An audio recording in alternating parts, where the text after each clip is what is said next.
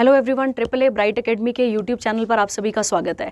आज हम फिर से एक इम्पॉर्टेंट पेपर करने जा रहे हैं। कौन सा वाला? जो PSSB DO का पेपर हुआ था 5 अक्टूबर को, उसमें जो भी जीके का सेक्शन प्लस करंट अफेयर का सेक्शन रहा था वो हम इसके बारे में डिस्कस करेंगे। ठीक है, एक चीज़ मैं आपको और क्लियर कर देती हूँ बेटा, क्योंकि आप जब पढ़ते हैं, जब आप अपना करंट अफेयर वगैरह पढ़ते हैं तो आप देखेंगे 50 से 90%, ठीक है, 90% तक का करंट अफेयर हमारे मतलब कि ट्रिपल ए जो आपको कराता है करंट अफेयर, वहाँ से ही आता है सारा।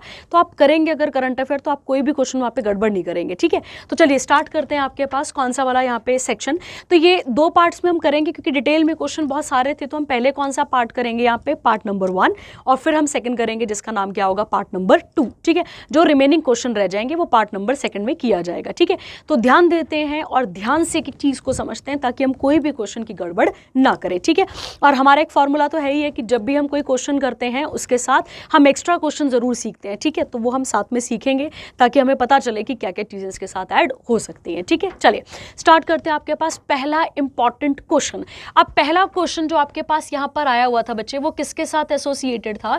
जो इकोनॉमिक टर्म्स होती हैं वो उसके साथ एसोसिएटेड था। जैसे कि अब पहली यहाँ पे टर्म क्या लिखी थी, अब क्वेश्चन पहले समझते हैं और क्वेश्चन के साथ स्टेटमेंट को देखते हैं। ठीक है, क्वेश्चन क्या था बच्चे कि इनमें से कौन सी वाली स्टेटमेंट नॉट ट्रू है? ठीक है, नॉट ट्रू का एक सबसे बड़ा बेनिफिट होता है कि 3 सही होती हैं और एक क्या निकलती है, वहां पे गलत निकलती है। ठीक है, 3 स्टेटमेंट सही होती हैं, एक गलत निकलती है। ठीक है, तो आपको ऐसे क्वेश्चन ज्यादा करने होते हैं। मैं आपको क्लासेस में भी कई बार बताती हूँ, नॉट ट्रू वाले, नॉट वाले जो क्वेश्चन होते हैं वो ज्यादा करने होते हैं क्योंकि उससे आप 3 सीखते भी हो ऐड में। ठीक है, चलिए सीखते हैं यहाँ पे तीनों को और फिर हम देखते हैं यहाँ पे कौन सी स्टेटमेंट गलत निकलती है। पहला कहता है बच्चे, यहाँ पर कहता है fiscal policy pertain to the use of expenditure and taxation. ठीक है, अब दूसरी स्टेटमेंट क्या कहती है monetary policy pertain to the regulation of money supply and interest rate by the central bank. और इंडिया का सेंट्रल बैंक कौन सा आता है? RBI आता है। सबके बारे में बात करते हैं। थर्ड स्टेटमेंट है कि जो माइक्रो क्रेडिट है वो एक्चुअली स्मॉल लोन की तरह दिया जाता है। ये स्टेटमेंट भी ठीक है अपने पास। और डी है आपके पास, जो क्लोज्ड इकोनॉमी होती है वो एनकरेज करती है किसको? फॉरेन ट्रेड को। ठीक है, चलिए अब इनको चारों ऑप्शंस को मतलब कि इनका पोस्टमार्टम करते हैं और देखते हैं कि क्या क्या क्वेश्चन हम यहाँ पर निकाल सकते हैं। ठीक है, ध्यान देते हैं। देखिए चलिए, सबसे पहले हमें समझना है बच्चे किसके बारे में, यहाँ पर फिस्कल पॉलिसी के बारे में। किसके बारे में बात करने जा रहे हैं हम? फिस्कल पॉलिसी में। तो जो भी स्टेटमेंट यहाँ लिखी हुई है फिस्कल पॉलिसी के बारे में वो बिल्कुल सही है, बिल्कुल ही सही है। ठीक है, बताती हूँ आपको। एक्चुअली में फिस्कल पॉलिसी जो है बच्चा, इससे कौन डील करता है? इससे हमारा फाइनेंशियल डिपार्टमेंट जो है या फाइनेंशियल जो मिनिस्ट्री है, हमारी फाइनेंस मिनिस्ट्री है, वो किससे डील करती है बच्चा? वो डील करती है किससे? फिस्कल पॉलिसी से। फिस्कल पॉलिसी का मतलब क्या होता है या फिर फिस्कल का मतलब क्या होता है एक्चुअली में? मतलब इसमें देखा जाता है कि भारत सरकार कितना कमा रही है और कितना खर्चा कर पा रही है, या कितना कमा रही है, कितना एक्सपेंडिचर कर रही है और कितना उसके पास आ रहा है पैसा, उसे क्या बोला जाएगा? उसे बोला जाएगा फिस्कल पॉलिसी। इस टर्म की अगर हम बात करें बच्चा, तो ये टर्म किसके साथ रिलेटेड है? तो आपको याद रखना है ये किसके साथ रिलेटेड है? ये एक्चुअली में बजट के साथ रिलेटेड है। और क्यों फिस्कल पॉलिसीज बनाई जाती हैं? ताकि जो भारत का इन्फ्लेशन है, जो भारत का इन्फ्लेशन हो गया, या भारत की इकोनॉमी को अच्छे तरीके से चलाने के लिए क्या बनाई जाती है बच्चा? इस प्रकार की पॉलिसीज बनाई जाती हैं। तो पहला स्टेटमेंट बिल्कुल ट्रू है, कोई घबराने की बात नहीं है, ये स्टेटमेंट बिल्कुल सही है अपने पास। सेकंड क्या बोली थी बच्चा हमारे पास यहाँ पे? सेकंड थी मॉनेटरी पॉलिसी। ठीक है, अब समझते हैं बच्चा मॉनेटरी पॉलिसी क्या पॉलिसी होती है, पहले ये समझते हैं। ठीक है, अब समझते हैं बच्चा, जो हमारे पास मॉनेटरी पॉलिसी है, मॉनेटरी पॉलिसी एक्चुअली में कब आई थी? तो आप याद रखेंगे 2016 में। कब आई थी हमारे पास? 2016 में। और किसने इंट्रोड्यूस करा होगा इसको? तो RBI ने। ठीक है, क्योंकि RBI सेंट्रल बैंक है ना बेटा, वो इसके बारे में बात करता है। एक्चुअली में मॉनेटरी पॉलिसी का काम है कि इन्फ्लेशन को कैसे करके क्या किया जाए, कंट्रोल किया जाए। ये मेन काम किसका है बच्चे? तो ये मेन काम किसका है? मॉनेटरी पॉलिसी का है। अब एक और क्वेश्चन, ये मॉनेटरी पॉलिसी किसके रिकमेंडेशन से आई है? तो आपको याद रखना है, नाम आएगा आपके पास उर्जित पटेल। क्या नाम आएगा? उर्जित पटेल कमेटी थी, उसके रिकमेंडेशन से क्या बनाई गई थी? मॉनेटरी पॉलिसी कमेटी को बनाया गया था। ठीक है, एक और क्वेश्चन सीख लेते हैं। मॉनेटरी पॉलिसी में टोटल कितने मेंबर्स होते हैं बच्चा? तो आपको याद रखना है 6 मेंबर्स होते हैं, जिसमें से 3 कहां से आते हैं? 3 आते हैं भारत सरकार से, भारत सरकार मतलब 3 अपॉइंट होते हैं गवर्नमेंट ऑफ इंडिया से, और जो 3 है वो कहां से आते हैं बच्चा, तो वो आते हैं आरबीआई से। ठीक है, ये आपको क्लियर हो गया, तो आपको ये समझना था यहां पर। अब स्टेटमेंट देखिए क्या लिखी थी, कहता है यहां पे कि जो मॉनेटरी पॉलिसी है pertains to the regulation of money supply. बेटा मनी सप्लाई को तो रोकेंगे तभी तो इन्फ्लेशन रुकेगा ना यहाँ पे। और कहता है and interest rate by the central bank, जैसे आपने रेपो रेट और रिवर्स रेपो रेट के बारे में सुना होगा। ठीक है, तो ये स्टेटमेंट भी बिल्कुल ठीक थी। तीसरा कहता है बच्चे, तीसरा तो बिल्कुल ही यहाँ से सही है कि जो माइक्रो क्रेडिट जो लोन्स होते हैं बच्चे, जो छोटे पैमाने पे लोन होते हैं, वो एक्चुअली में छोटे लोन होते हैं, किसे दिए जाते हैं, जो छोटे पैमाने पे अपना स्टार्टअप वगैरह वगैरह ओपन करना चाहते हैं। ठीक है, अब था आपके पास चौथा ऑप्शन, क्या नाम था इसका, क्लोज्ड इकोनॉमी। क्लोज्ड इकोनॉमी बच्चा एक सेल्फ सफिशिएंट इकोनॉमी होती है, ध्यान देंगे कौन सी इकोनॉमी होती है ये सेल्फ सफिशिएंट इकोनॉमी होती है, और इसका कोई लेना देना नहीं होता किसके साथ, ना ये किसी प्रकार का, मतलब ये किसी भी प्रकार के फॉरेन ट्रेड को एनकरेज नहीं करती है। ठीक है, किसको नहीं करती है, फॉरेन ट्रेड को क्या नहीं करती है बच्चा, एनकरेज नहीं करती है। तो क्या आंसर आया था हमारे पास यहाँ पे, तो इसका आंसर था हमारे पास ऑप्शन नंबर डी।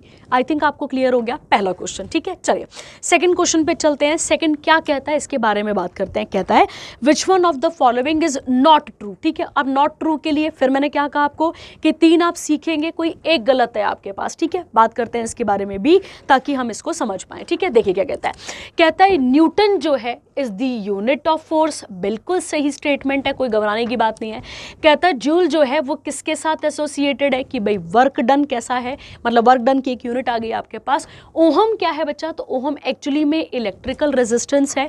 तो कौन सी वाली बच रही है आपके पास, ल्यूमेंस। ल्यूमेंस वर्ड यूज होता है बच्चे किसके लिए, ब्राइटनेस के लिए। किसके लिए यूज किया जाता है, ब्राइटनेस के लिए। तो आपने याद रखना है, प्लस आपने यहाँ पर याद रखना है ब्राइटनेस हो गया या फिर विजिबल लाइट हो गई, इसके साथ एसोसिएटेड है। तो आंसर क्या बनना था यहाँ पर भी आपके पास, इसका ऑप्शन नंबर डी आपका आंसर यहाँ पर बनना था। ठीक है, तो आई होप आपको पहला क्वेश्चन और दूसरा क्वेश्चन, ठीक है, जब आप फिजिक्स पढ़ते हैं, जब या फिर आप इस तरीके से तैयारी करते हैं अच्छे तरीके से, तो ये यूनिट्स आपको थोड़ी बहुत पता होनी चाहिए। ठीक है, तो न्यूटन किसकी है, फोर्स की। जूल किसकी है बच्चा, वर्क डन की। ओहम किसकी है, इलेक्ट्रिकल रेजिस्टेंस की। और जो ल्यूमेंस है वो एक्चुअली में किसकी यूनिट है, वो यूनिट है किसकी, ब्राइटनेस प्लस विजिबल लाइट्स जो होती हैं उनके साथ एसोसिएटेड ये है। ठीक है, क्लियर हो गया। तो ये था आपके पास एक इंपॉर्टेंट एक और क्वेश्चन, ये आपको यहाँ पर सीखना था। ठीक है, चलिए अब चलते हैं हम थर्ड क्वेश्चन पे। इसके साथ और कुछ ऐड नहीं हो सकता बच्चे। ठीक है, थर्ड देखते हैं। थर्ड कहता है बच्चे विच एयर टू सरफेस, ध्यान देंगे यहाँ पे। ठीक है, एयर से लेकर कहाँ तक की, एयर से सरफेस की कौन सी मिसाइल है यहाँ पर पूछा गया है, जिसको DRDO ने टेस्ट करा था कब, मई 29, 2024 को। ये आपको हमने अपने करंट अफेयर में करवाया हुआ था। ठीक है, चलिए कोई बात नहीं, अब हम DRDO के बारे में पहले बात कर लेते हैं ताकि इससे बनने वाले क्वेश्चन जो भी रहेंगे हमारे पास उसके बारे में बात कर लेते हैं। ठीक है, जब भी हम DRDO की बात करते हैं कौन सी मिनिस्ट्री के अंदर आता है, तो हम सबको याद रखना है मिनिस्ट्री ऑफ डिफेंस के अंदर काम करता है कौन, हमारे पास DRDO। तो पहले तो यही स्टेटमेंट आपके पास क्लियर हो जाएगी। सेकंड आपको याद रखना है बच्चे ये कब बना था, तो ये एक्चुअली में कब बना था, 1958 में। अगला क्वेश्चन, इसके हेडक्वार्टर कहां पर है, तो आप क्या टिक करेंगे, इसके हेडक्वार्टर आपको कहां देखने को मिलते हैं, तो इसके हेडक्वार्टर हमें देखने को मिलते हैं नई दिल्ली में। अगर हम बात करें यहाँ पर इसके चीफ कौन है, तो इसके चीफ कौन है अभी, समीर वी कमात। कौन है बच्चे यहाँ पे, समीर वी कमात कौन है यहाँ पर, इसके चेयरपर्सन है। ठीक है, क्लियर हो गया। और डिफेंस मंत्रालय किसके पास है, तो सबको पता है बच्चे कि राजनाथ सिंह के पास कौन सा मंत्रालय है, हमारा डिफेंस का मंत्रालय इनके पास है। ठीक है, क्लियर हो गया। आप देखते हैं ऑप्शन क्या क्या थे। ऑप्शन थे रुद्रम 1, रुद्रम 2 आ गया आपके पास, और क्या था इसके अलावा, रुद्रम नंबर 3 भी आपके पास ऑप्शन, और अग्नि है। तो अग्नि सीरीज ऑफ मिसाइल तो अलग है ना बेटा, ये तो अलग ही है अपने पास। अब ऑप्शन क्या था यहाँ पर, ऑप्शन अपने पास 3 बच रहे थे, रुद्रम 1, रुद्रम 2 और रुद्रम नंबर 3। तो आपको याद रखना है बच्चे इसका आंसर था रुद्रम 2। क्या था इसका आंसर आपके पास, इसका ऑप्शन आपके पास आना था रुद्रम नंबर जो 2 है बच्चे, उसको टेस्ट किया गया था एयर टू सरफेस, ये एयर से सरफेस की तरफ मिसाइल टेस्ट किया गया था। अगर एयर से सरफेस पे किया जा रहा है तो किसी तो एयर जेट का यूज किया गया होगा, तो आप याद रखेंगे सुकोही, क्या नाम है इसका, सुकोही 30 MI जेट, अगर हम बात करें MIK जेट, सॉरी ठीक है, MKI जेट जो है सुकोही 30 MKI जेट, ये इसका नाम आपको देखने को मिलता है। ठीक है, याद रखना है आपने, ये आता है इसका नाम किसके बारे में, इस रुद्रम 2 का नाम ये आपके पास निकल कर आता है। ठीक है, अगर हम बात करें इसका टारगेट क्या था, तो इसका टारगेट अभी आपको बता दिया, एयर से सरफेस की तरफ था। और अगर हम बात करें इसके बारे में तो ये एक एंटी रेडिएशन, ध्यान देंगे इस पे, ठीक है, ये कैसी मिसाइल थी, एंटी रेडिएशन मिसाइल थी, ये आपको यहां पर याद रखना है। मतलब अगर जब इसे लॉन्च किया जाएगा और किसी प्रकार की कोई रेडिएशन होगी तो उसको भी छोड़कर या उसको भी पार करके ये कहां आ सकती थी, हमारे तक पहुंच सकती थी, ये आपको यहां पर समझना था। ठीक है, क्लियर हो गया, मतलब हमारे तक पहुंचने का मतलब है अपने टारगेट को हिट कर सकती थी। क्लियर हो गया, चलिए अब DRDO के बारे में भी हमने यहाँ पर फैक्ट सीख लिया है। ठीक है, चलिए अगला क्वेश्चन देखते हैं। अगला क्वेश्चन था, Google has renamed which one of the its product as Gemini. ठीक है, आप सबको पता है बच्चे, गूगल जो है मतलब उनका जो AI चैटबॉट है, आप सबको पता होगा AI चैटबॉट के बारे में। ठीक है, आज आप इसी का यूज करके बहुत सारे प्रोजेक्ट, बहुत सारी चीजें की जा रही हैं। अब AI का फुल फॉर्म क्या आ जाता है आपके पास यहाँ पे, आर्टिफिशियल इंटेलिजेंस, ध्यान रखेंगे आप। और आर्टिफिशियल इंटेलिजेंस का फादर किसे कहा जाता है, तो MC कार्थी, आपको याद रखना है, जॉन MC कार्थी इनका नाम है। MC कार्थी भी याद रह जाए, बड़ी बात है आपके पास, ये इसके फादर आ जाते हैं। ठीक है, अब क्या थे ऑप्शन आपके पास, जो ये AI चैटबॉट है बेटा, और किसने नाम चेंज करा था, गूगल ने। तो गूगल के CEO कौन है, तो आप सबको पता है इसके बारे में, सुंदर पिचाई। कौन आते हैं बच्चे आपके पास यहाँ पर, ये आते हैं इसके चीफ आ जाते हैं। ठीक है, क्लियर हो गया। अब समझो यहाँ पे क्या क्या ऑप्शन थे, बार्ड था, गूगल ड्राइव था, गूगल डॉक्स था, जीमेल था। इन सब के नाम तो नहीं चेंज हुए, पर किसका नाम चेंज हुआ था, बार्ड का। और बार्ड का नाम चेंज करके अब क्या रखा गया है बच्चे, जेमिनाई रखा गया है। ठीक है, तो ये आपको करंट अफेयर पे कराया गया था, अगर आप करंट अफेयर ध्यान देते तो आप इसे बहुत ईजिली टिक कर लेते। ठीक है, चलिए आगे बढ़ेंगे इसके साथ। बेटा करंट अफेयर में थोड़ी एक्सप्लेनेशन कम दिख रही है, ठीक है, पर जब हम कोई सब्जेक्टिव वाला क्वेश्चन करेंगे यहाँ पर तो उसको डिटेल में और बात करेंगे उसके बारे में। ठीक है, चलिए, कहता है which state become the leading state in terms of electronic product export for the fiscal year 2023-24। तो अगर हम बात करते हैं यहाँ पे इस फिस्कल ईयर की बात करते हैं, तो इस फिस्कल ईयर में, मतलब फिस्कल मतलब फाइनेंशियल ईयर जो अपने पास था बेटा, इसकी अगर हम बात करें तो 2023 और 2024 में अगर हम देखें तो किस राज्य का, मतलब किस राज्य ने टॉप करा है कि जो इलेक्ट्रॉनिक प्रोडक्ट्स को बेचा है। ठीक है, अब हम बात करते हैं इसके बारे में डिटेल में। ठीक है, देखिए बेटा, अब कौन से स्टेट, ऑप्शन क्या क्या था, कर्नाटका, तमिलनाडु, तेलंगाना, महाराष्ट्र। इसका आंसर था बच्चे आपके पास तमिलनाडु। क्या आंसर आना था आपके पास यहाँ पे, तमिलनाडु, ये आपने यहाँ पर समझना था। और अगर हम बात करते हैं बेटा इसकी, तो डॉलर, अगर हम बात करें यहाँ पे डॉलर 9.56 बिलियन। ठीक है, क्या लिखेंगे आप यहाँ पर, इसको क्या बोलेंगे, डॉलर 9.56 बिलियन जो है वो इलेक्ट्रॉनिक्स का, इलेक्ट्रॉनिक प्रोडक्ट्स का एक्सपोर्ट किसने करा था, तमिलनाडु ने इस साल बोलने का मतलब है 2023-24 के फाइनेंशियल ईयर में करा था। ठीक है, इसके बाद सेकंड नंबर पे कौन टॉप कर रहा था, तो आपको याद रखना है कर्नाटका। सेकंड नंबर पे कौन था बच्चा, फर्स्ट था तमिलनाडु, सेकंड था कर्नाटका, और डॉलर 4.62 बिलियन ये किसके पास था, आपके पास कर्नाटका। कर्नाटका के बाद जो स्टेट टॉप कर रहा था उसका नाम क्या आता है आपके पास, महाराष्ट्र। ठीक है, कर्नाटका के बाद कौन सा स्टेट टॉप कर रहा था आपके पास, महाराष्ट्र, और सॉरी यूपी करेगा पहले, है ना, कर्नाटका के बाद था, सॉरी यूपी आ जाएगा आपके पास, यूपी टॉप कर रहा था, यूपी के बाद फिर महाराष्ट्र था, और महाराष्ट्र के बाद अगर हम बात करें यहाँ पे गुजरात और दिल्ली देखने को मिलता है। ठीक है, गुजरात और फिर क्या जाता है आपके पास यहाँ पे दिल्ली। तो बाकियों को तो इतना याद नहीं रखना, देखो बेटा डेटा कहीं नहीं पूछा है आपसे, बस आपसे सीधे पूछा था कि कौन सा स्टेट टॉप कर रहा है। इसीलिए मैं आपको करंट अफेयर में भी मेंशन करती हूँ कि डेटा ना भी याद रहे चलता है, पर नाम आपको बड़े क्लियर होने चाहिए, जगह आपको बहुत क्लियर होनी चाहिए। ठीक है, तो ये आपको यहाँ पर याद करना था। ठीक है, बाकी को डेटा लिखने की कोई जरूरत नहीं है, तमिलनाडु और कर्नाटका का ही काफी है, इतना आप सीख लेंगे इसके साथ का। ठीक है, चलिए अगली बात करते हैं इसके साथ, अगला करंट अफेयर देखते हैं कौन सा वाला था।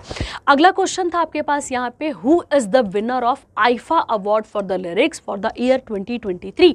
आपको पिछले से मतलब इस बार वाला जो करंट अफेयर, उससे जो पिछला करंट अफेयर कराया था उसमें भी हमने आईफा अवार्ड्स के बारे में बात करी थी, अगर आपको याद होगा, जिसमें मैंने आपको बताया था होस्ट कौन कर रहे हैं, करण जौहर हैं, ये बताया था मैंने आपको, ठीक है। तो अगर हम बात करें जो इंटरनेशनल इंडियन फिल्म एकेडमी है, इसका फुल फॉर्म आता है इंटरनेशनल इंडियन फिल्म एकेडमी की, जब हम बात करते हैं बच्चा, इसके सारे के सारे काम पहले भी कहां पर हुए थे, तो आपको याद रखना है, पहले पिछले साल भी 2023 में ये कहां पर हुआ था, अबू धाबी में, और इस साल वाला भी कहां पर चल रहा है, इस साल वाला भी कहां पर चल रहा है बच्चे, अबू धाबी में ही चल रहा है, ठीक है। ये आपको यहां पर क्लियर रखना था। तो 23rd वाला भी अबू धाबी में था और 24 वाला भी कहां था अपने पास, इसका आंसर, इसका ये भी कहां पर है, अबू धाबी में ही है, तो ध्यान रखेंगे आप। और 2024 की जो बेस्ट फिल्म है वो किसे दिया गया है बच्चे, यहाँ पर एनिमल को। अब तुम्हें पसंद आई होगी बेटा, पता नहीं किस प्रकार की मूवी है ये, ठीक है, मतलब जिसमें वायलेंस बड़ा ज़्यादा है, पता नहीं तुम्हें अच्छी लगी होगी शायद, ठीक है। चलिए बात करते हैं इसके बारे में। अब यहाँ पे क्या था, who is the winner of IIFA award for the lyrics, मतलब म्यूजिक की फील्ड में दिया गया था, और ऑप्शन क्या क्या थे, अमिताभ भट्टाचार्य, राजशेखर, अंकुर तिवारी और वरुण ग्रोवर। तो इसका आंसर आपके पास था अमिताभ भट्टाचार्य। क्यों? क्योंकि उन्होंने गाना गाया था, तुमने सुना भी होगा, ठीक है, क्या नाम है उसका, केसरिया। और केसरिया किस मूवी का गाना है, ब्रह्मास्त्र का। किसका आता है आपके पास, ये ब्रह्मास्त्र का गाना आपके पास देखने को मिलता है, ठीक है, जिसमें ब्रह्मास्त्र, मतलब अब तुम्हें अच्छी लगी होगी ये मूवी, पर उसके साथ ही एसोसिएटेड था, ठीक है। तो ये भी आपको यहाँ पर सीखना था और इसके बारे में याद करना था, ठीक है। चलिए, तो एक और क्वेश्चन हमारे पास हो गया है, अगले क्वेश्चन पे बढ़ते हैं और देखते हैं क्या क्वेश्चन था। कहता है, which Indian actress has been named as UNICEF India's national ambassador in May 2024। अक्टूबर में पेपर हुआ है, मई के करंट अफेयर बिल्कुल एज इट इज पूछे हुए हैं, बिल्कुल, ठीक है। तो इसका ऑप्शन क्या क्या था आपके पास, विद्या बालन, काजोल, करीना कपूर खान, और डी ऑप्शन क्या था आपके पास यहाँ पे, दीपिका पादुकोण। इसका आंसर था बच्चे आपके पास क्या, करीना कपूर खान, ठीक है। क्या बना, किसे बनाया गया था, करीना कपूर खान को क्या बनाया गया था, यूनिसेफ का, इंडिया का जो मतलब इंडिया का जो कह सकते हैं आप यहाँ पे एम्बेसडर है, इंडियन नेशनल एम्बेसडर इन्हें बनाया गया था, ठीक है। यूनिसेफ का फुल फॉर्म क्या आ जाता है, तो आप सबको पता है, यूनाइटेड नेशंस इंटरनेशनल, ठीक है, United Nation International Children's Emergency Fund, E भी आएगा ना यहाँ पे, हाँ, इमरजेंसी फंड, ये आपको यहाँ पर इसका फुल फॉर्म पता होना चाहिए, ठीक है। क्या क्या फुल फॉर्म आ जाता है इसका, तो आप याद रखेंगे, United Nation International Children's Emergency Fund, ये आपको यहाँ पर याद करना था, ठीक है। इसके हेडक्वार्टर कहाँ पर आते हैं, तो आप याद रखेंगे न्यूयॉर्क। कहाँ पर आ जाते हैं इसके हेडक्वार्टर आपके पास, यूएस में। और बना कब था बच्चे ये, तो आप याद रखेंगे 11 दिसंबर, कब बना था ये, 11 दिसंबर 1946 में से बनाया गया था, ठीक है। क्लियर हो गया। एक और क्वेश्चन आपके पास हो गया, मैं फिर कह रही हूँ इनमें एक्सप्लेनेशन कम है थोड़ी बताने के लिए, ठीक है। तो मैं आगे आपको एक्सप्लेनेशन जिस क्वेश्चन पे आएगी वहां पर हम डिटेल में बात करेंगे, जैसे ये वाला क्वेश्चन आपके पास आ गया, ठीक है। चलिए बात करते हैं इसके बारे में डिटेल में और एक एक फैक्ट को बहुत अच्छे तरीके से समझते हैं कि क्या क्वेश्चन हमें यहाँ पर पूछा गया था, ठीक है। तो चलिए स्टार्ट करते हैं आपके पास अगला इंपॉर्टेंट क्वेश्चन। अगला क्वेश्चन था, which of the following article grants equality before law right to the citizen, ठीक है, right to the Indian citizen, ठीक है। देखिए बच्चा, अब पहला क्वेश्चन और बहुत ही इसको तरीके से सॉल्व करेंगे ताकि हम एक एक चीज को कर पाए यहाँ पे, ठीक है। देखिए बच्चा, आर्टिकल 14, 15, 16, 17 ये इसके ऑप्शंस थे, ठीक है। देखिए बच्चा, जब भी हम बात करते हैं बेटा किसकी, जब भी हम बात करते हैं फंडामेंटल राइट्स की, ठीक है, जब भी हम बात करते हैं फंडामेंटल राइट्स की, ओरिजिनली अगर हम बात करें, ओरिजिनली बोलने का मतलब हो गया जब संविधान बना था, तो जब संविधान बना था तब हमारे पास कितने फंडामेंटल राइट्स थे, 7 थे, जिसमें से एक को क्या कर दिया गया था, डिलीट। और एट प्रेजेंट हमारे पास कितने फंडामेंटल राइट्स हैं, तो आपको याद रखना है कितने, अभी अपने पास 6 हैं, ठीक है। चलिए अब अगला फैक्ट क्या सीख सकते हैं कि फंडामेंटल राइट्स का कॉन्सेप्ट हमने किस कंट्री से लिया है, तो हमारा आंसर क्या निकल के आ जाएगा, यूएसए आपके पास निकल कर आ जाएगा। अब ये जो 1 है जिसे डिलीट किया गया था, ये कौन सा आर्टिकल है, तो ये आर्टिकल नंबर 31 है। कौन सा आर्टिकल है, 31 कौन सा आता है बच्चे यहाँ पर, तो आपको याद रखना है राइट टू प्रॉपर्टी कौन सा वाला आ जाता है आपके पास यहाँ पे 31। कौन सी अमेंडमेंट से इसको डिलीट किया गया था, तो आप याद रखेंगे 44th कॉन्स्टिट्यूशनल अमेंडमेंट एक्ट, जो कि कब हुआ था बच्चे 1978 में। और अब ये कैसा राइट बन चुका है, तो याद रखेंगे अब ये हमारे पास कौन सा राइट बन चुका है, लीगल राइट अंडर आर्टिकल, ध्यान देंगे आप 300A, इसके अंदर इसे यहाँ पर ऐड किया गया। तो क्या बन चुका है हमारे पास, ये अब ये हमारे पास बन चुका है कौन सा वाला राइट बच्चे, लीगल राइट। और पार्ट नंबर अगर हम देखें इसका, तो पार्ट नंबर अब कौन से में आता है ये, तो part number 12th of Indian constitution. तो ये हमें यहाँ से समझ में आ गया, ये हमें यहाँ पे पता चल गया, ठीक है। अब इसके साथ देखते हैं कितने फंडामेंटल राइट है हमारे पास, यहाँ पे 6 हैं। जब हम 6 वाले की बात करते हैं बच्चे, जो सबसे पहला हवा, अच्छा एक और बात है ना, फंडामेंटल राइट आर्टिकल कौन से लेकर कौन सा कवर करते हैं, 12 से लेके 35 तक कहाँ कवर किया जाता है फंडामेंटल राइट में। फंडामेंटल राइट्स को ही क्या कहा जाता है, मैग्ना कार्टा, क्या कहा जाता है, Magna carta of Indian constitution इसे कहा जाता है, ठीक है। अब देखिए बच्चा यहाँ पर और हम क्या जोड़ सकते थे इसके साथ, वो ये था कि जब हम फंडामेंटल राइट्स की बात करते हैं तो सबसे पहले कौन सा वाला आता है, सबसे पहला आता है आपके पास राइट टू इक्वालिटी। और right to equality article number 14 से लेकर 18 तक कवर किया जाता है। कहाँ से कहाँ तक कवर किया जाता है, 14 से लेकर 18। फिर उसके बाद राइट टू फ्रीडम होता है, जो कि आ जाता है आपके पास कहाँ से, 19 से लेकर 22 तक, याद रखेंगे आप। उसके बाद आ जाता है आपके पास राइट अगेंस्ट एक्सप्लॉयटेशन, एक्सप्लॉयटेशन 23 से लेकर कहाँ तक आ गया, 24 के बीच में। उसके बाद आता है right to freedom of religion, right to freedom of religion 25 से 28 तक कवर किया जाता है। उसके बाद आता है कल्चरल एंड एजुकेशनल राइट्स, जो कि कवर करता है 29 से लेके 30 तक को कवर करता है।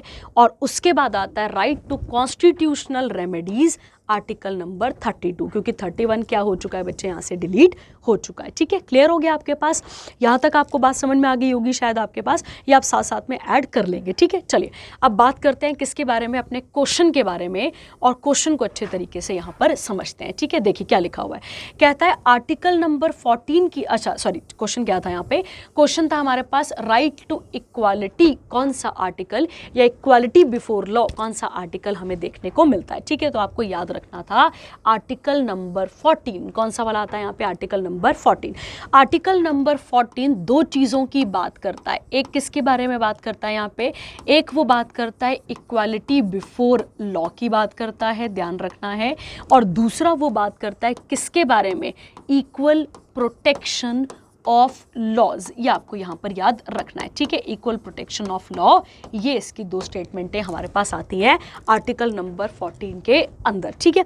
अब एक एक करके इसको समझ लेते हैं कि क्या क्या चीज़ें इसके साथ जुड़ सकती हैं। तो क्या बोलते हैं बच्चा, मतलब इक्वालिटी बिफोर लॉ का मतलब हो गया कि मतलब सभी इंडियंस लॉ के समान इक्वल ट्रीट किए जाएंगे। मतलब अगर हम बात करें जितने भी इंडियंस हैं उनको लॉ के सामने क्या किया जाएगा बच्चे, इक्वली ट्रीट किया जाएगा। मतलब देश में जो कानून है वो बिल्कुल वो क्या है, मतलब कि मतलब देश के कानून के सामने जो है वो पीएन से लेकर किसके कहाँ से कहाँ तक लेकर, पीएन से लेकर पीएम तक, ठीक है, सबके सबके लिए क्या है आपके पास यहाँ पर कानून एक समान माना जाएगा, ठीक है। तो ये आ गया आपके पास पहली वाली लाइन। और सेकंड की अगर हम बात करते हैं, इक्वल प्रोटेक्शन ऑफ लॉ का मतलब बच्चा कि स्टेट की ड्यूटी है कि वो सबको जो प्रोटेक्ट मतलब करे, किसके द्वारा, इक्वली लॉज के द्वारा। मतलब इक्वली लॉज बनाकर वो किसे प्रोटेक्ट करे, इंडियन सिटीजन्स को भी प्रोटेक्ट करने की बात करे, ठीक है।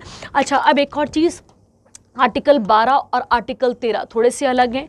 12 में तो डेफिनेशन लिखी हुई है स्टेट की, और आर्टिकल 13 ऐसा कहता है कि अगर कोई भी कानून, कोई भी ऐसा कानून जो फंडामेंटल राइट्स को क्या करेगा, यहाँ पे वायलेट करेगा, उसे नल एंड वॉइड कर दिया जाएगा। ये आपको यहाँ पर क्लियर रखना है, ठीक है। उसके अलावा इक्वल प्रोटेक्शन ऑफ लॉ, और एक कौन सा आता है आपके पास, इक्वालिटी बिफोर लॉ। ये किसके अंदर आते हैं, आर्टिकल नंबर 14 के ज्यूरिसडिक्शन के अंदर आते हैं। ये आपको यहाँ पर याद रखना है, ठीक है।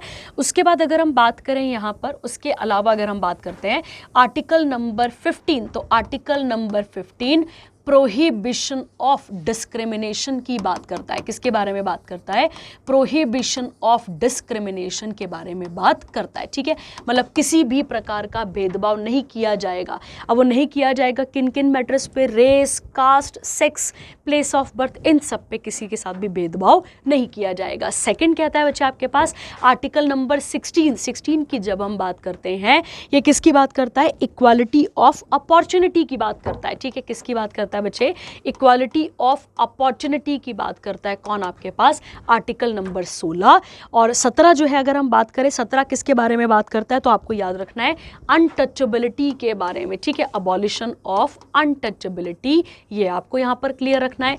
और जो इसी के साथ आर्टिकल नंबर 18 है, वो किसके बारे में बात करता है? वो बात करता है अबॉलिशन ऑफ टाइटल्स के बारे में। ठीक है, तो आपने इसको पॉलिटी में बहुत ही डिटेल में करा होगा हमारे टीचर्स के साथ, तो आपको समझ में आ चुका होगा ये वाला पहले से ही। बट अगर यहाँ क्वेश्चन की बात करते हैं, तो क्वेश्चन हमसे क्या पूछा गया था कि कौन सा ऐसा आर्टिकल है जो ग्रांट करता है equality before law to the Indian citizen. ठीक है, चलिए, तो एक और क्वेश्चन हमारे पास हो गया जो कि इंपॉर्टेंट था पेपर के लिए, और इसे हमने कंप्लीट कर लिया है। ठीक है, चलिए अगला बढ़ते हैं इसके साथ, और अगला क्वेश्चन देखते हैं क्या पूछा गया था हमारे पास। ठीक है, देखिए अगला क्वेश्चन था Vasco da Gama who reached Calicut in 1498 belongs to which country.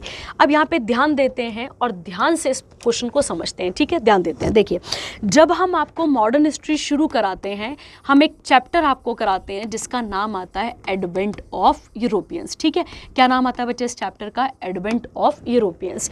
जब भी हम यूरोपियंस की बात करते हैं, सबसे पहले कौन आया था? तो सबसे पहले पोर्टुगीज आए थे। पोर्टुगीज बोलने का मतलब हो गया पुर्तगाल के लोग आए थे। सेकंड अगर हम बात करें, तो सेकंड कौन आए थे इनको फॉलो करते हुए? डच। तीसरे कौन आए थे? तो हमें याद रखना है यहाँ पे कौन आए थे? इंग्लिश, जिनको हम ब्रिटिशर्स भी कहते हैं। ठीक है, उसके अलावा फोर्थ अगर हम बात करें, कौन आए थे? डेन्स। और लास्ट कौन आए थे इंडिया में? तो आपको याद रखना था फ्रेंच। कौन आए थे लास्ट यहाँ पे? फ्रेंच। ठीक है, अब देखिए क्वेश्चन और क्वेश्चन के साथ जोड़ते हैं फैक्ट को। ठीक है, ध्यान देते हैं। जब भी हम पोर्टुगीज की बात करते हैं बच्चे, पोर्टुगीज में पहला बंदा जो इंडिया की खोज कर लेगा सी रूट के माध्यम से, वो कौन होगा बच्चे? यहाँ पे वास्को डी गामा। और ये कब पहुंचा था? तो ये मई 1498 को ये यहाँ पर पहुंच चुका था। क्लियर हो गया आपके पास? इसकी मदद किसने करी थी यहाँ पर? तो आप याद रखेंगे अब्दुल माजिद ने। किसने करी थी बच्चा यहाँ पे? अब्दुल माजिद। और कौन था ये अब्दुल माजिद? तो ये गुजराती पायलट भी लिख देते हैं पेपर में, और क्या लिखा होता है साथ में? गुजराती मर्चेंट भी लिखा होता है। ठीक है, और इसके नाम पर एक शहर भी है। कहाँ पर है वो शहर? तो आपको याद रखना है गोवा में वो शहर हमें देखने को मिलता है। ठीक है, और गोवा की बात करें यहाँ पर, तो गोवा कौन सी नदी के किनारे है? तो गोवा कौन सी नदी के किनारे है? मंडोवी। कौन सी नदी के किनारे है? मंडोवी। और गोवा में ही इन पोर्टुगीज ने क्या खत्म करा था? सती को खत्म करा था। क्या खत्म करा था बच्चे? जो सती प्रथा थी उसे खत्म किसने करा था? इसी गोवा में पोर्टुगीज ने करा था। मैं ये नहीं कह रही वास्को डी गामा ने करा था, उसके बाद गवर्नर्स आएंगे, उन्होंने खत्म करा था। ये आपको यहाँ पर क्लियर रखना है। ठीक है, और गोवा ही पहला राज्य था जिसने यूनिफॉर्म सिविल कोड को क्या करा था? ज्वाइन करा था कह सकते हो आप, या फिर जहाँ पे स्टैब्लिश किया गया था। ठीक है, ये आज़ादी से पहले की हम बात कर रहे हैं, आज़ादी के बाद तो स्टेट चेंज हो जाएगा ना, ये आपने यहाँ पर ध्यान रखना है। उसके अलावा इंडिया की पहली प्रिंटिंग प्रेस, ध्यान देते हैं आप, इंडिया की पहली प्रिंटिंग प्रेस कब खोली थी? 1556 में। और वो भी कहाँ खोली गई थी बच्चा? तो आपको याद रखना है वो भी कहाँ खोली गई थी? गोवा में। ठीक है, क्लियर हो गया। उसके अलावा आगे डच। डच कहाँ के लोगों को कहा जाता है? तो डच कहा जाता है नीदरलैंड के लोगों को, याद रखना है आपने। उसके अलावा फिर इंग्लिश आप सबको पता ही है। डेन्स कहाँ के लोग आ जाते हैं बच्चे? डेनमार्क। और फ्रेंच कहाँ से आ गए आपके पास? फ्रांस। ये आपने यहाँ पर क्लियर रखना है। ठीक है, तो ये आ गया आपके पास कौन सा वाला क्वेश्चन, जो कि एक क्वेश्चन के साथ आपने मल्टीपल चीज़ें देखी और इसको यहाँ पर समझ लिया। ठीक है, तो आंसर क्या था इसका आपके पास यहाँ पे, कहाँ से आया था बच्चा ये, पोर्टुगल से, क्योंकि स्पेन तो हमारे पास आया नहीं ना बेटा, स्पेन इंडिया में आया ही नहीं, मैंने आपको बताया हुआ है क्यों नहीं आया था, ठीक है, ये हम डिस्कस कर चुके हैं, ठीक है। चलिए आगे बढ़ते हैं, अगला क्वेश्चन देखते हैं। अगला क्वेश्चन क्या था बच्चे यहाँ पर हमारे पास, अगला क्वेश्चन हमारे पास था कि पहली Indian railway was opened in 1853 from Bombay to Thane. अब बॉम्बे टू थाने जो ट्रेन चली है ना बच्चे, उसका एग्जैक्ट डेट क्या है आपके पास, उसकी एग्जैक्ट डेट है 16 अप्रैल 1853 में ये क्या चली थी, पहली ट्रेन यहाँ पर चली थी। कहाँ से कहाँ, बॉम्बे टू थाने चली थी। कितने किलोमीटर चली थी बेटा, तो हमें याद रखना है 34 किलोमीटर वो यहाँ पर चली थी, ठीक है। अब ध्यान देते हैं और ध्यान से फैक्ट के साथ इसको यहाँ पर समझते हैं, ठीक है। देखिए कहता है किसके टाइम पर चली, मतलब ब्रिटिश गवर्नर जनरल कौन था उस समय पे, ठीक है। ऑप्शन देखते हैं, ऑप्शन था पहला आपके पास कौन सा वाला, लॉर्ड विलियम बेंटिक। इस विलियम बेंटिक को हम जानते जरूर है, पर इस विलियम बेंटिक का एक बहुत इंपॉर्टेंट रोल है किसमें, सती को खत्म करने में। वैसे अब आप ये बोलेंगे कि सती को तो राजा राम मोहन रॉय ने खत्म करा है, बिल्कुल ऑन ग्राउंड किसने खत्म करा है, राजा राम मोहन रॉय ने। बट अगर हमसे पूछा जाए कानून किसने बनाया था, तो कानून किसने बनाया था, विलियम बेंटिक ने। और कब बनाया था बच्चे, तो आपको याद रखना है 1829 में इन्होंने किस प्रथा को खत्म करा था, जिस प्रथा का नाम क्या था आपके पास यहाँ पे क्या था, सती, इसका नाम यहाँ पर आता है, ठीक है। इन्हीं के टाइम पर अगर हम नोटिस करें, इन्हीं के टाइम पर चार्टर एक्ट ऑफ 1833 पास किया गया था। क्या पास किया गया था, चार्टर एक्ट ऑफ 1833। और जब हम इसकी बात करते हैं तो इसमें जो भी बंदा गवर्नर जनरल ऑफ बंगाल था, जैसे जो विलियम बेंटिक था वो कौन था पहले, गवर्नर जनरल ऑफ बंगाल, इसी की उपाधि बढ़ा दी गई थी और इसे अब बनाया गया था गवर्नर जनरल ऑफ इंडिया। क्या बनाया गया था इसको, गवर्नर जनरल ऑफ इंडिया। इसीलिए हम पेपर में टिक करके आते हैं कि इंडिया का पहला गवर्नर जनरल कौन था, तो हम आंसर टिक करते हैं विलियम बेंटिक, की आपको यहाँ पर क्लियर रखना था, ठीक है। इसी के टाइम पर अगर हम बात करें, कैलकाटा में एक कॉलेज खुला था जिसका नाम आपके पास आता है कैलकाटा मेडिकल कॉलेज, ठीक है। क्या नाम आता है बेटा इसका, कैलकाटा मेडिकल कॉलेज, ठीक है। जब हम अंग्रेज़ों की बात करते हैं बेटा, अंग्रेज़ों ने हमारा सत्यानाश तो करा ही है, पर ऐसा नहीं है कि वो कुछ करके नहीं गए यहाँ पे, तो उन्होंने बहुत सारी चीज़ें करी हैं जो हमारी सोशल हो सकती हैं, आपके पास इकोनॉमिक चीज़ों के लिए भी बेनिफिटेड थी, तो ये आपको यहाँ पर याद रखना है, ठीक है। इसके साथ साथ अगर हम बात करें, इसी विलियम बेंटिक के टाइम पर अंग्रेजी को मोड ऑफ एजुकेशन बनाया गया था। ये क्वेश्चन पेपर में पूछा गया है, तो इंग्लिश को as a medium of education किसने यूज करा था, तब भी आपका आंसर क्या रहेगा यहाँ पे, विलियम बेंटिक, की आपने यहाँ पर याद रखना था, ठीक है। सेकंड ऑप्शन क्या था आपके पास यहाँ पे, वॉरेन हेस्टिंग्स। अब वॉरेन हेस्टिंग तो इसमें मतलब ये जो हमने पढ़ा इसमें आया कहीं ट्रेन का ऑप्शन आया, कोई भी कुछ भी नहीं आया, ठीक है। अब अगला क्या था आपके पास यहाँ पे, वॉरेन हेस्टिंग के टाइम पर, वॉरेन हेस्टिंग की बात करते हैं बच्चा, तो ये फर्स्ट गवर्नर जनरल ऑफ क्या बना था बच्चे हमारे पास यहाँ पे, first governor general of Bengal बना था, ये आपने यहाँ पर याद रखना है, ठीक है। इसी के टाइम पीरियड पे अगर हम बात करते हैं, इसी के टाइम पीरियड पे एशियाटिक सोसाइटी ऑफ बंगाल बनी थी। ध्यान देंगे क्या बनी थी इसके टाइम पर, एशियाटिक सोसाइटी ऑफ बंगाल बनी थी 1784 होगा, हाँ 1784 में किसके टाइम पर बनी थी ये, तो आप याद रखेंगे एशियाटिक सोसाइटी ऑफ बंगाल 1784 में इसके टाइम पर बनी थी। उसके अलावा इसी के टाइम पर पहली सुप्रीम कोर्ट बनी थी, और वो कहाँ बनी थी बेटा, तो वो कहाँ बनी थी, कैलकाटा में, ये भी आपने याद रखना है।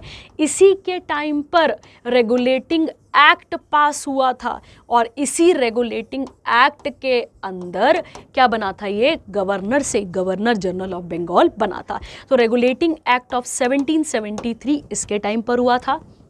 इसी वॉरेन हेस्टिंग्स के टाइम पर ध्यान देना है आपने, पिट्स इंडिया एक्ट, कौन सा वाला एक्ट यहाँ पे, पिट्स इंडिया एक्ट 1784 में, ये भी आपको यहाँ पर याद रखना है, इसके टाइम पर पास किया गया था, ठीक है।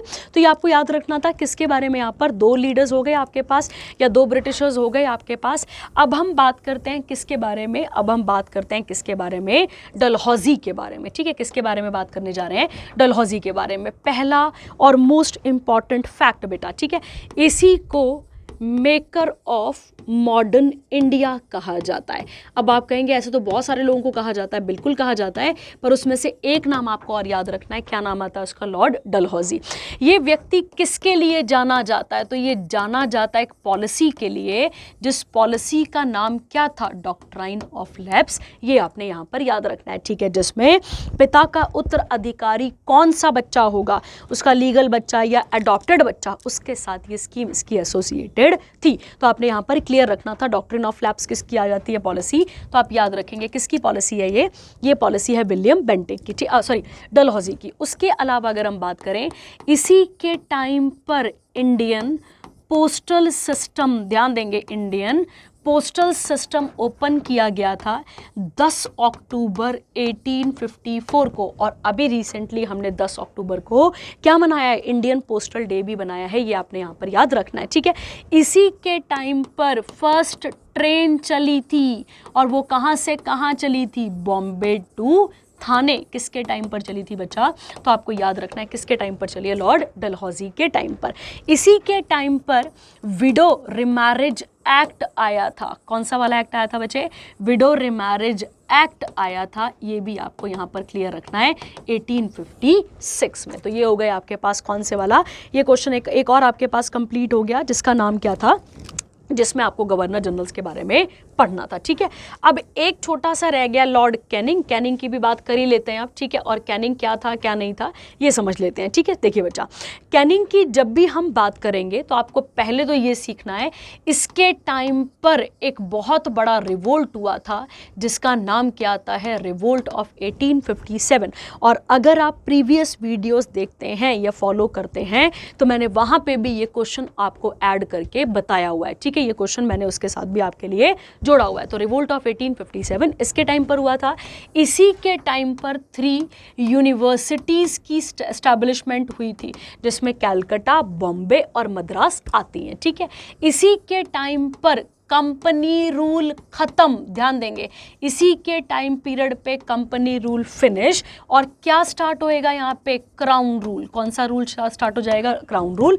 और इसी के टाइम पर ये जो क्राउन रूल है उसके लिए एक एक्ट आया था, गवर्नमेंट ऑफ इंडिया एक्ट 1858। ये आपने यहाँ पर सीखना था। और इसी गवर्नमेंट ऑफ इंडिया एक्ट 1858 को गुड गवर्नमेंट एक्ट भी कहा जाता है। क्या कहा जाता है इसे? गुड गवर्नमेंट एक्ट भी इसे कहा जाता है। ये भी हो गया एक और क्वेश्चन। उसके अलावा इसके टाइम पर इंडियन काउंसिल एक्ट ऑफ 1861 भी पास किया गया था। ये हमें यहाँ पर याद रखना था, ठीक है। और एक आधा क्वेश्चन और करा दूं यार, तुम पेपर में कोई गड़बड़ ना करो अब आगे आने वाले क्वेश्चंस पे, ठीक है। तो वो एक क्वेश्चन और क्या बन सकता है इसके साथ? लॉर्ड कैनिंग के साथ इसने इंट्रोड्यूस करा था बच्चे पोर्टफोलियो सिस्टम। क्या इंट्रोड्यूस करा था? Portfolio system. लगभग 1859 के आसपास पोर्टफोलियो सिस्टम को इंट्रोड्यूस करा था, जिसका मतलब होता है कि मतलब कौन सा डिपार्टमेंट जो है वो किसे दिया जाएगा। जैसे आप पढ़ते हैं मिनिस्ट्री ऑफ फाइनेंस किसके पास है? निर्मला सीतारमन के पास। तो जो वो मंत्रालय है उसे क्या कहा जाता है? पोर्टफोलियो सिस्टम कहा जाता है। तो इस क्वेश्चन का आंसर क्या था हमारे पास यहाँ पे? सी। ये आपके लिए आंसर बनना था, ठीक है। चलिए अगला क्वेश्चन आता है, चौरी चौरा इंसिडेंट कब हुआ था या फिर गोरखपुर में हुआ था और किस साल में हुआ था? ये आपके पास यहाँ पर क्वेश्चन था, ठीक है। चलिए थोड़ा सा इसका भी एक बार बैकग्राउंड तैयार कर लें ताकि हम क्वेश्चन पेपर में कोई गड़बड़ ना करें, इसके साथ मिलते जुलते क्वेश्चन को, ठीक है। ध्यान देते हैं, हम बात करते हैं कहाँ से? गांधी के अराइवल से हम बात करना शुरू करते हैं, ठीक है। गांधी जी कहाँ गए हुए थे? South Africa. पता नहीं जितने मैंने आपको पेपर कराए उनमें से एक क्वेश्चन तो गांधी के ऊपर आता ही आता है, ठीक है। मैंने आपको वहां पर भी गांधी जी के बारे में 3-4 फैक्ट बताए हुए हैं पहले से, ठीक है। तो आप उसको भी जोड़ लेंगे और इनको भी फिर साथ में आप क्या कर लेंगे? यहाँ पर ऐड कर लेंगे, ठीक है। क्या क्वेश्चन है बच्चे यहाँ पे? अब क्वेश्चन तो कुछ और है पर हम बेसिक से चलते हैं, ठीक है। देखिए गांधी के अराइवल की जब हम बात करते हैं बेटा, तो गांधी का अराइवल एक्चुअली में इंडिया में कब हुआ था? तो उनका अराइवल हुआ था 9 जनवरी 1915 को। कब हुआ था बच्चे? 9 जनवरी 1915 को। और उस दिन को हम NRI डे भी मनाते हैं और प्रवासी भारतीय दिवस भी उसे हम मनाते हैं। क्लियर हो गया पहले आपके पास? सेकंड आपको समझना है, 9 जनवरी को यहाँ पहुंच चुके हैं। 1916 में ये भारत की पॉलिटिक्स को ज्वाइन नहीं करते हैं, तो ध्यान रखना भारत की पॉलिटिक्स को ज्वाइन नहीं करा था। किसके बोलने पर नहीं करा था? तो इनके मेंटोर थे, इनके गुरु थे पॉलिटिकल, जिनका नाम क्या था? गोपाल कृष्ण गोखले। ठीक है, तो इनके बोलने पर क्या ज्वाइन नहीं करा बेटा इन्होंने? तो इन्होंने क्या ज्वाइन नहीं करा था? भारत की पॉलिटिक्स को ज्वाइन नहीं करा था। कब की हम बात कर रहे हैं? 1916 की। ठीक है, और इसी समय अगर हम बात करें फरवरी 1916 में ही बनारस हिंदू यूनिवर्सिटी में गांधी की फर्स्ट अपीयरेंस हुई थी। अगर आप पेपर फॉलो कर रहे हैं तो मैंने आपको ये पिछले ही पेपर में कराया हुआ है कि गांधी की पहली अपीयरेंस कहाँ पर हुई थी, तो आपको याद करना था बनारस हिंदू यूनिवर्सिटी में उनकी क्या हुई थी? पहली अपीयरेंस हमें देखने को मिलती है। ठीक है, ये सब हो गया 1916 में, ये सारे इवेंट हो गए। उसके बाद 1917 में वो चंपारण सत्याग्रह लीड करते हैं। कौन सा लीड करते हैं यहाँ पे? चंपारण सत्याग्रह। पर ध्यान देने वाला क्वेश्चन ये है बच्चे कि जो चंपारण सत्याग्रह वो एक रीजनल मूवमेंट है, वो गांधी का पूरे इंडिया में, मतलब पैन इंडिया में मूवमेंट नहीं है, वो बस एक रीजन में है। चंपारण बिहार में था, और इस चंपारण की जब आप बात करते हैं, इसी को गांधी का पहला मैं कह रही हूं सिविल डिसओबीडियंस मूवमेंट भी कहा जाता है। ये क्लियर हो गया हमारे पास 1917। उसके अलावा अगर हम बात करते हैं 1918 में ये कौन सा मूवमेंट लॉन्च करते हैं? अहमदाबाद मिल स्ट्राइक करते हैं, ध्यान देंगे आप यहाँ पे। और अहमदाबाद मिल स्ट्राइक को ही गांधी की फर्स्ट हंगर स्ट्राइक भी कहा जाता है। क्या कहा जाता है इसे? First hunger strike of Gandhi ji भी इसे कहा जाता है। इसी 1918 में एक और मूवमेंट लीड करते हैं जिसका नाम क्या आता है? खेड़ा सत्याग्रह। और खेड़ा सत्याग्रह को गांधी जी का फर्स्ट नॉन कॉपरेशन मूवमेंट भी कहते हैं। ठीक है, ये क्लियर हो गया। तो गांधी के अराइवल से लेकर आपको एक कड़ी पता होनी चाहिए कि वो पूरे साल भर कर क्या क्या रहे हैं, ये हमें थोड़ा सा यहाँ पर क्लियर होना चाहिए। ठीक है, ये क्लियर हो गया आपको। अब गांधी जी यहीं पर बिजी थे इस समय पे। तो अब बच्चा इसके बाद अब एक एक्ट पास होता है जिसका नाम है रॉलेट एक्ट। रॉलेट एक्ट के बाद एक और एक्ट आ जाता है जिसका नाम क्या था? Government of India act 1919। उसके बाद गांधी जी इंडिया में एक बहुत बड़ा मूवमेंट लॉन्च करते हैं। क्या नाम था इसका? Non cooperation. पर गांधी का पहला नॉन कॉपरेशन कौन सा था? खेड़ा। नॉन कॉपरेशन प्लस वो क्या लॉन्च करते हैं यहाँ पर? खिलाफत आंदोलन भी, मतलब खिलाफत, दोनों को जोड़ दिया था गांधी जी ने। शुरू अलग अलग हुए थे दोनों मूवमेंट, पर गांधी जी ने इनको जोड़ दिया था। तो नॉन कॉपरेशन प्लस खिलाफत मूवमेंट को उन्होंने लॉन्च करा था। ठीक है, ये दोनों मूवमेंट जो है वो हिंदू मुस्लिम यूनिटी का सिंबल रहे हैं। ठीक है, हिंदू मुस्लिम यूनिटी का क्या रहे हैं बच्चे? यहाँ पे सिंबल रहे हैं, ये आपको यहाँ पर याद रखना है। और जब हम इसकी बात करते हैं तो गांधी ने क्यों वापस ले लिया था नॉन कॉपरेशन मूवमेंट? क्यों? क्योंकि 22 पुलिस कर्मियों को जला दिया गया था। कहां पर उनको जला दिया गया था? कहां पर? चंपारण के चौरी चौरा के एक पुलिस थाने में उनको जला दिया गया था। ये आपको यहां पर याद रखना है। और गांधी जी ने बोला था कि भाई मूवमेंट कैसा रहेगा? नॉन वायलेंट रहेगा। और मूवमेंट कैसा हो गया? यहाँ पे वायलेंट हो गया, जिसके कारण 1922 में इन्हें क्या करना पड़ा था? अपने इस मूवमेंट को वापस लेना पड़ा था। ठीक है, और एग्जैक्ट डेट देखें तो 4 फरवरी 1922 इसका आंसर निकल कर आता है। ठीक है, क्लियर हो गया आपके पास। ये था एक और क्वेश्चन आपके पास, ये आपको यहाँ पर याद करना था। ठीक है, चलिए अगला था अंडर हुम was the first national army was formed. ये क्वेश्चन मैंने आपको पहले भी बताया हुआ है बच्चे, आप यहाँ पे गड़बड़ करते हैं कई बारी। ठीक है, देखिए एक्चुअली में जो आइडिया है, ठीक है, आइडिया है या फिर फर्स्ट किसने बनाया था, तो इसका आंसर आपके पास आना था कैप्टन मोहन सिंह। ठीक है, क्या आपके पास आना था? कैप्टन मोहन सिंह। ठीक है, यही वो बंदा था बच्चे जिसने क्या बोला था? जिसने बोला था कि जो ये है अपने पास जो प्रिजनर्स ऑफ वॉर होते हैं। अब आपके दिमाग में क्वेश्चन आएगा ये प्रिजनर्स ऑफ वॉर कौन होते हैं? ये समझाती हूँ मैं आपको, ध्यान दीजिए। मैं और आप अगर अंग्रेज़ों की सेना में भर्ती हो जाते, ठीक है, मैं और आप अगर अंग्रेज़ों की सेना में भर्ती हो जाते तो अंग्रेज़ हमें ज़रूर थोड़ी इंडिया में ही काम करवाते, इंडिया के बाहर भी हमें भेज सकते थे। और जाते ही थे हम बाहर भी बेटा, हम बहुत सारी कंट्रीज़ में लड़ने के लिए जाते थे अंग्रेज़ों के बिहाफ पे। अगर हम वहाँ गए तो हम कोई ज़रूरी थोड़ी जीत के आ जाएंगे वहाँ पर, हम वहाँ फंस गए ना, तो हमें क्या बना लिया गया वहाँ पे? प्रिजनर्स ऑफ वॉर बना लिया गया, मतलब हम किसी वॉर के प्रिजनर्स हैं, अब हम उनकी कैद पे रह रहे हैं, ठीक है। तो उन्हीं कैदियों को छुड़ाकर इंडियन नेशनल आर्मी बनाने का आइडिया एक्चुअली में किसने दिया था बच्चे? तो आपको याद रखना है कैप्टन मोहन सिंह ने दिया था। और कब? तो आप याद रखेंगे सितंबर 1942 में, और 12,000 सोल्जर्स के साथ क्या बनाया गया था बच्चे? तो 12,000 सोल्जर्स के साथ प्रिजनर्स ऑफ वॉर को या फिर इंडियन नेशनल आर्मी को बनाने की बात यहां पर की गई थी, ठीक है। उसके बाद सेकंड नाम किसका है बच्चे? तो सेकंड नाम किसका आता है आपके पास? रास बिहारी बोस का, ठीक है, क्योंकि बाद में कन्फ्लिक्ट हो गया था कैप्टन मोहन सिंह का सेना के साथ, तो सेना के साथ नहीं, मतलब अथॉरिटीज़ के साथ। तो फिर कमांड किसने संभाली थी यहाँ पे? रास बिहारी बोस ने। और ये भी हम कब की बात कर रहे हैं? सितंबर 1942 के आसपास की ही बात कर रहे हैं। इन्होंने अपनी कमांड संभाली थी, और फिर जो इंडियन नेशनल आर्मी है उसकी कमांड पहले इन्होंने संभाली, और इनकी तबीयत खराब थी तो इन्होंने किसे सौंप दिया था? वो सुभाष चंद्र बोस को। और कब बच्चे?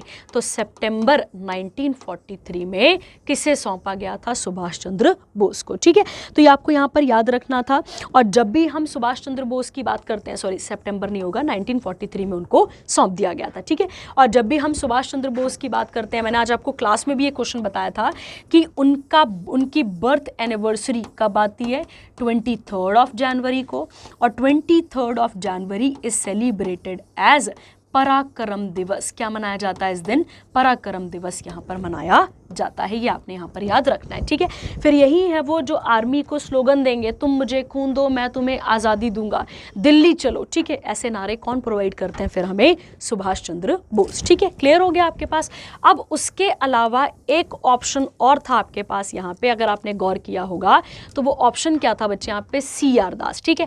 CR दास ने एक्चुअली में एक पार्टी बनाई थी, और उस पार्टी का नाम क्या था? स्वराज पार्टी, ठीक है। कब बनाई गई थी? 1 जनवरी 1923 में, जिसका बहुत इंपॉर्टेंट रोल है हमारे फ्रीडम स्ट्रगल में भी, ठीक है। ये आपने याद रखना है। और इनको CR दास को अगर हम बात करें तो इन्हें हम देश बंधु भी कहते हैं। क्या कहते हैं इनको? देश बंधु भी कहा जाता है, याद रखना है। प्लस CR दास किसके पॉलिटिकल गुरु थे? तो आपको याद रखना है नेताजी सुभाष चंद्र बोस के पॉलिटिकल गुरु का नाम भी क्या था? तो आप याद रखेंगे CR दास ही उनका नाम था, ठीक है। क्लियर हो गया? चलिए, एक और क्वेश्चन हमारे पास कंप्लीट हो गया।